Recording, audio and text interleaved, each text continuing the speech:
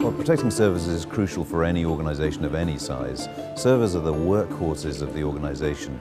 They store critical data, they run crucial communications and essential business processes, so keeping them protected is absolutely essential. Well, really, customers today face two basic choices when it comes to protecting servers. The first one is to take an antivirus product that's been designed to run on any endpoint and run it on their servers. And the other is to take a more dedicated, complex server security product.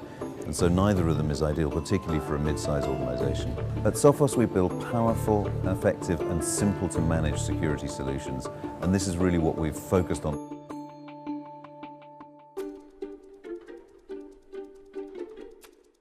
Sophos Server Protection Advanced lets customers protect their servers with a single click.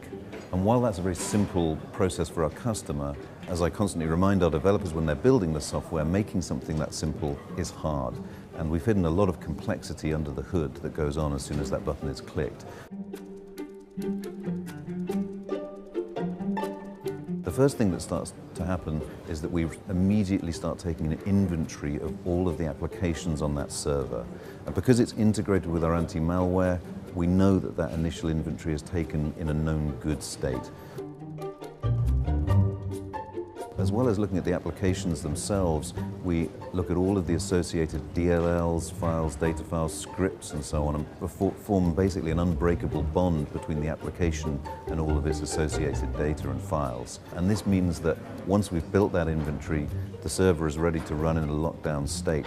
Because we also build in automatically knowledge about updaters of those applications, we know also that the server typically in most scenarios is going to automatically update without any interaction needed from the administrator. Once the server is locked down, any code that's not on the whitelist or on the inventory or that hasn't been updated by a known trusted updater isn't going to get to run. So any new piece of malware, even a zero-day executable, isn't going to get to execute. So it's very comprehensive protection in that sense. Memory-based attacks are very common against servers because servers have active code running, and so it's a great way for an attacker to try and inject their malicious code and take over the server by targeting the code that's running. And there's a couple of ways in which we protect against memory attacks.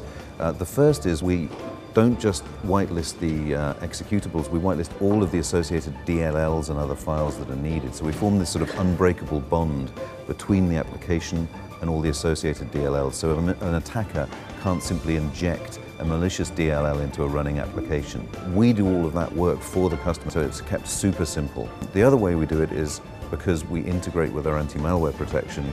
We use things like host intrusion prevention and buffer overflow, sort of technologies that are built into our endpoint protection to prevent bad code from being injected into memory whilst legitimate code is running.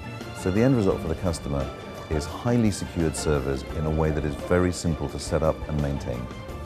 So if you'd like to find out more, maybe even take a tour or an evaluation of the product, please visit sophos.com/servers.